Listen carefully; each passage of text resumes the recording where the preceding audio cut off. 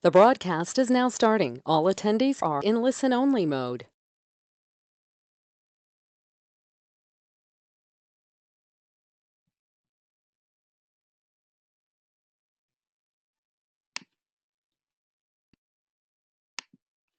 Morning, everyone, and welcome to our final episode of our summer series.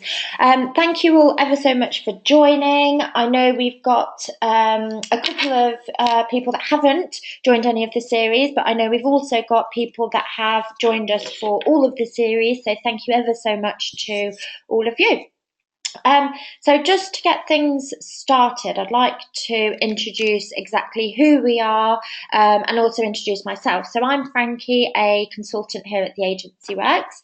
We are the implementation partner of a project management tool called Synergist. So not only do we provide the project management system to agencies, but we also provide consulting alongside. So we work very closely looking into agency challenges, how we can help reduce things such as over servicing, how we can do things like increasing profitability. Okay, so many things like that, which we work very closely alongside our clients with. So the topics which I'll be covering today, because as I mentioned last week, if you joined us, I'm going to be trying to get all of our topics in a nice brief overview for this particular one, as it's the last one. Now, if any of you do want more information on the particular areas which I'll be covering, please do let me know, because I can send recordings over of those particular topics. Like I said, today is just going to be a brief overview of all of those aspects which we've covered in the series.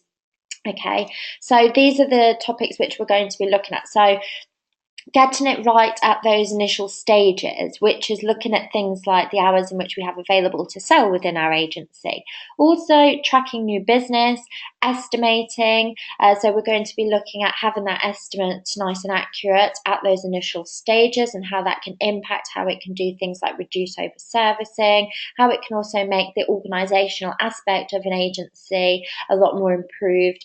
We've also got reporting on key performance indicators accurately. So not only reporting on them, but actually taking action on what those key performance indicators are telling us. We've also got job tracking in there. That's a great way to, identify and spot any patterns. We've also got reducing over servicing. So last week it was mainly around reducing over servicing. So that is just a quick topic that I'd like to cover to start off.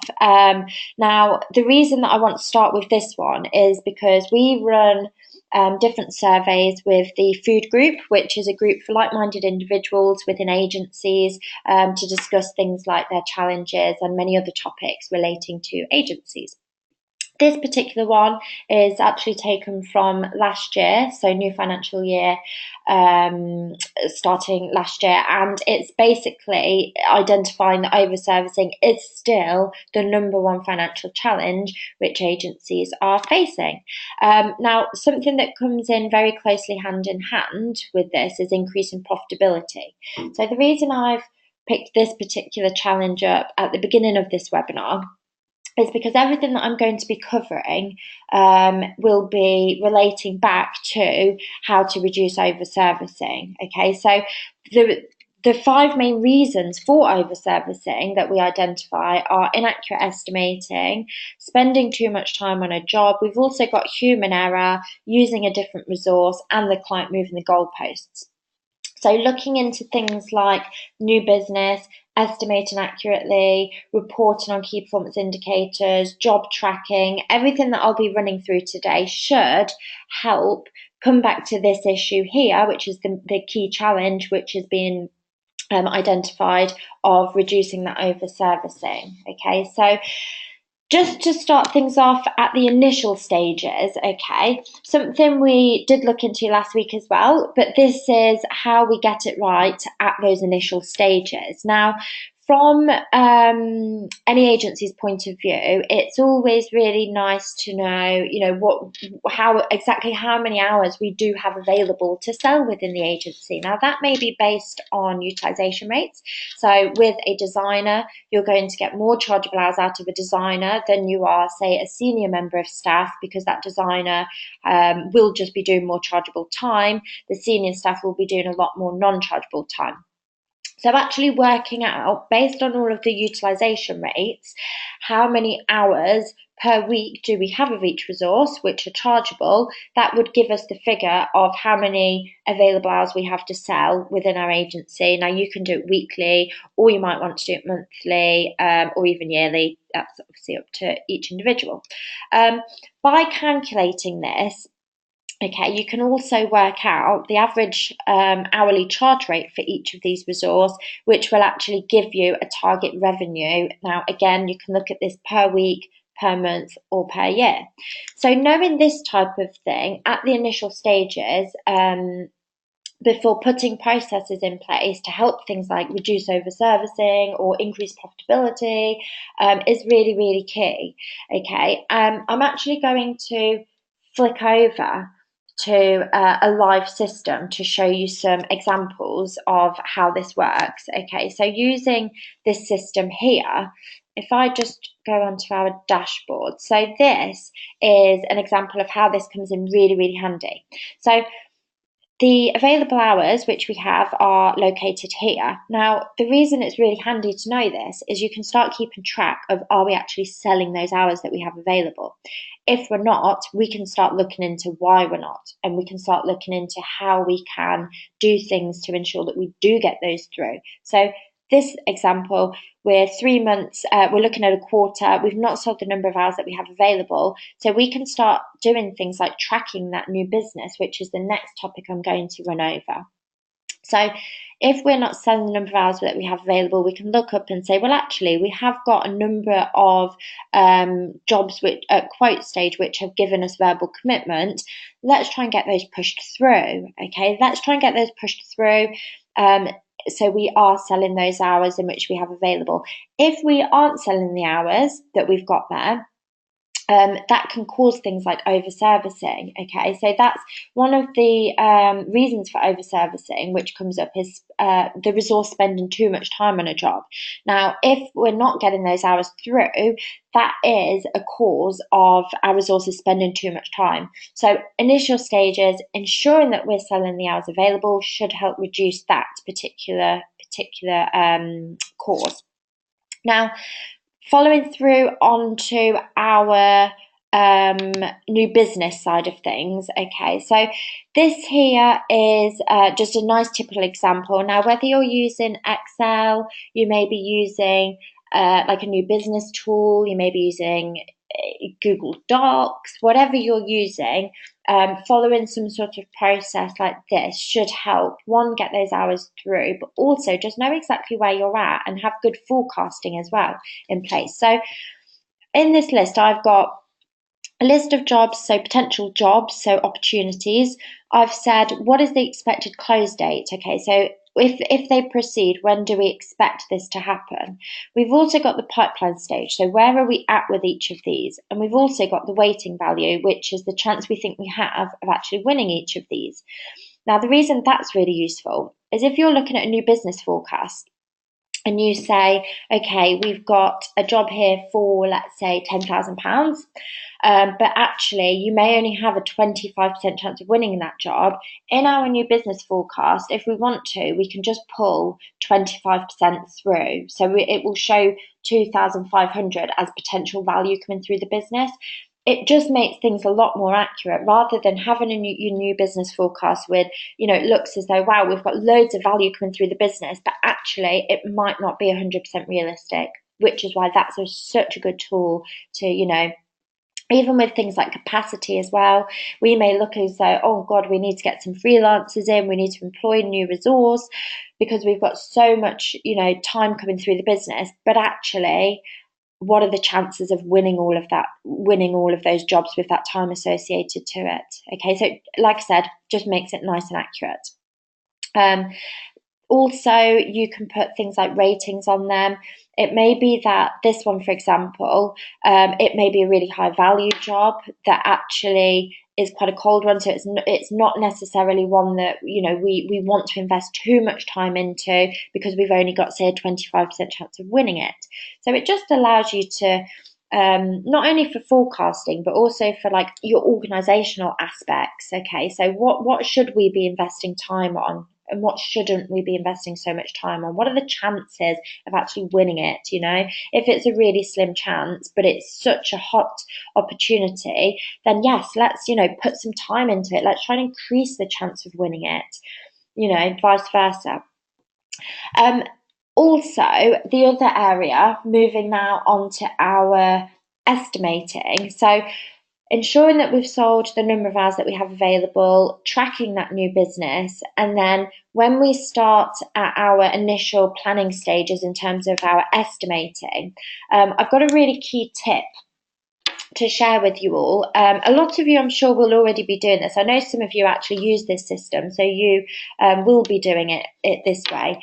But this is something that I have had a webinar on in one of our series. So just to briefly go over that, and if you want more information, please do let me know, and I can obviously send that recording over.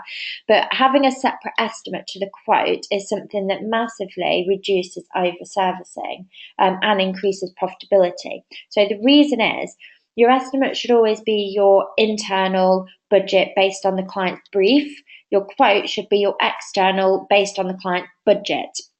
The reason we wouldn't change our estimate based on the budget is if we need, based on the client's brief, we need a junior art director for 5 hours, okay? Even if we're charging 2 hours, we still need to know that we need 5 hours. So we still need 5 hours in our capacity plans.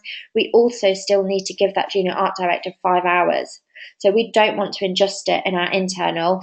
We may want to just adjust that in our external. So whether you're manipulating it to add value or reduce value, that should always be done in the quote, and always keep your estimate nice and accurate based on what is actually going to happen. Okay, like I said, if you want any more information on that side of things, just let me know. But that's one of the challenges, one of the reasons for over servicing is inaccurate estimating. So this is something that will help reduce that side of things.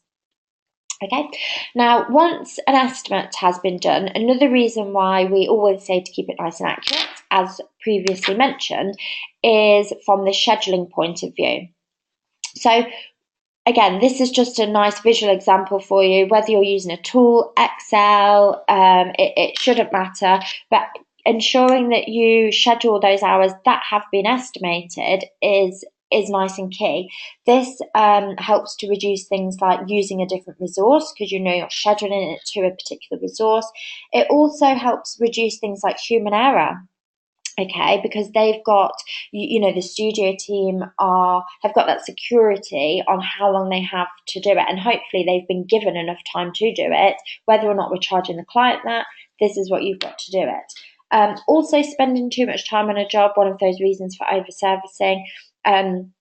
If we're actually giving, again, a nice accurate amount of time to the resource to carry out, that should help to reduce that reason as well. And so by giving a resource that, they then have it in a calendar. So when they are then looking at that, they should hopefully record time daily, which brings me to our job tracking. So if time has been estimated accurately, scheduled nice and accurately, recorded daily against what's been scheduled against the individuals, this is almost like the hub of any agency. So this is a nice overview on some live jobs coming through the business. Okay, now tracking those jobs is so key. Ensuring that that time is being recorded daily is something that can help improve the job tracking aspect of any agency.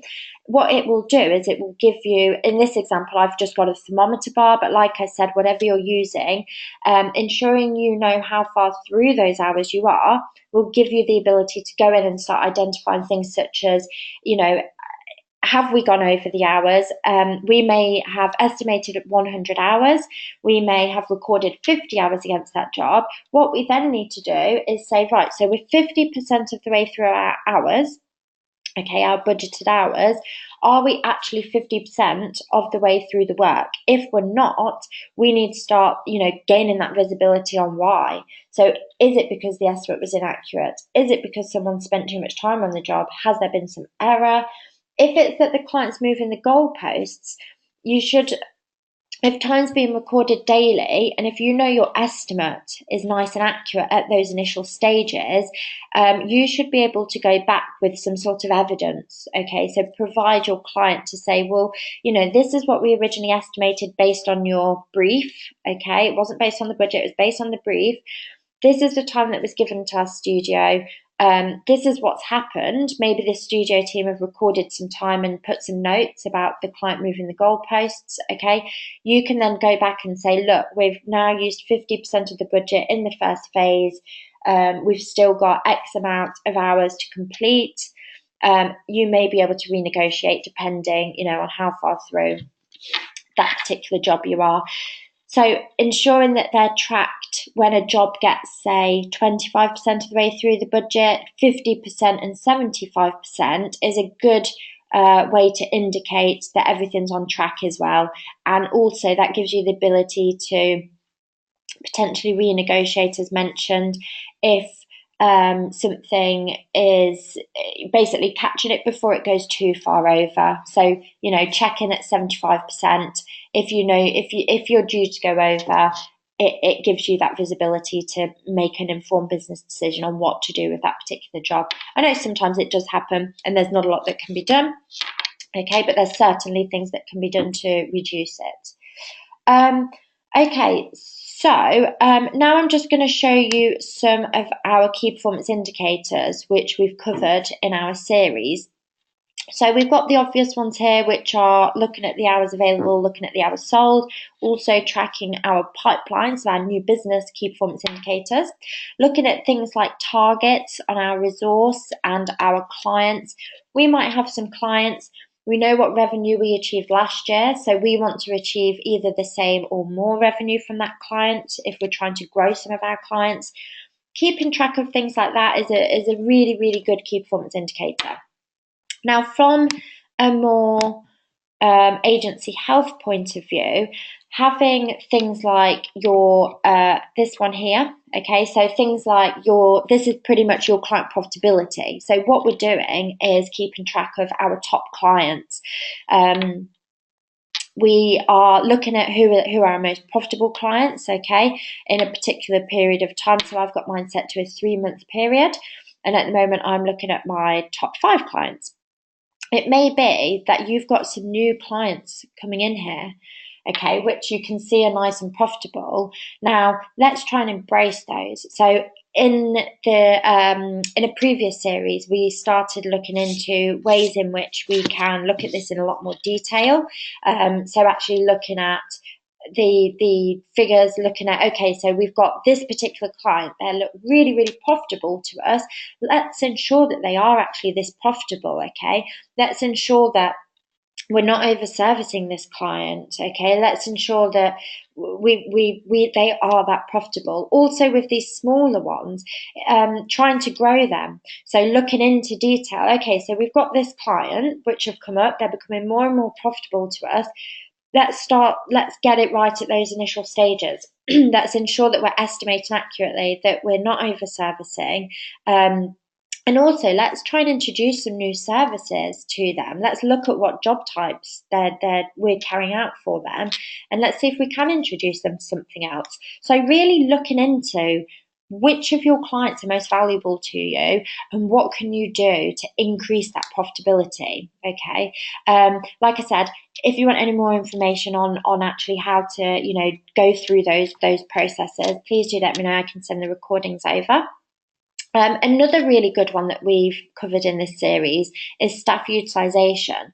So looking at those initial stages, which I showed you the calculation on how to work out, what resource have we got, how many chargeable hours can we get out of each of our resource, how many non-chargeable hours. Well, keeping track of that is so key. I mean, it's all well and good having it in place at those initial stages, but ensuring that we do actually report on it, and make informed business decisions on those areas is really key as well. So, for example, I'm looking here and saying, okay, well, this is the amount of non-chargeable, this is the amount of chargeable hours that are going through the business. It may be that we can reduce the non-chargeable, increase the chargeable. It may be that you've got a really expensive resource that's doing mainly non-chargeable rather than chargeable. Well, actually, let's try and spread some of that non-chargeable work that they're doing across all of the resource, okay? Because they're one of our really expensive resource. Let's try and increase their chargeable number of hours, okay? So that's some of our really, really good key performance indicators, which we've covered in this series.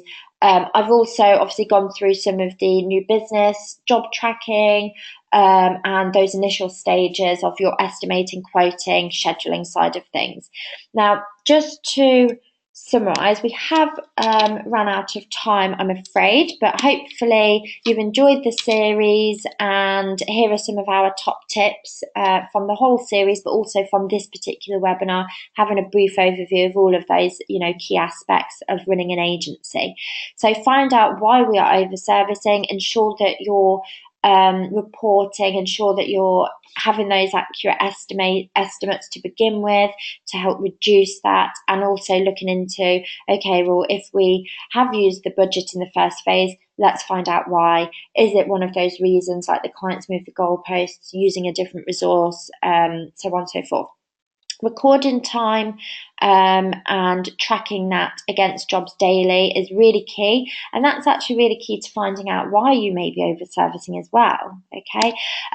We've also got see if clients are moving the goalposts, if there was human error, if you've used a different resource. So going back to that job tracking, looking into, okay, well, if we have used the budget in the first phase, why have we?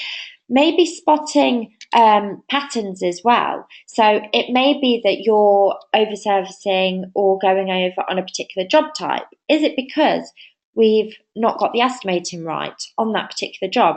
Let's start looking at our estimate versus our actual, and it may be that we're spotting a pattern on a particular job. Well, let's update the estimate to make it more accurate. It may be that we spot a particular pattern on our client. So some of those key performance indicators which we've covered, like the client profitability, we can start spotting patterns, okay, and looking at, if is it a particular client that keeps moving the goalposts? If it is, what can we do about it? Also spotting patterns on resource. So tracking things like staff utilisation is really key for this. Spotting patterns to ensure that our resource aren't always going over in a particular place on a job.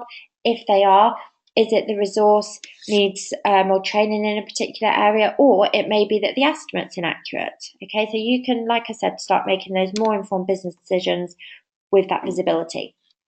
Tracking pipeline is really useful to ensure that we are getting those hours through the agency, which we have available.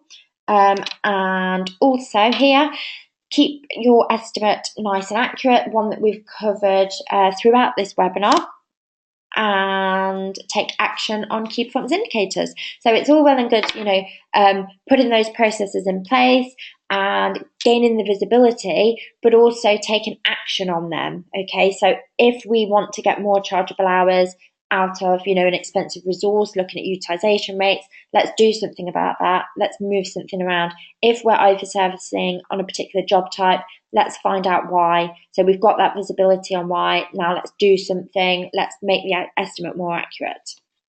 Okay, so what are the benefits of putting some of these things in place? Well, it will give you, you'll gain greater visibility to make more informed business decisions. You've also got improved organisation within the business, which will lead to happier staff, happier clients, and of course, happier management.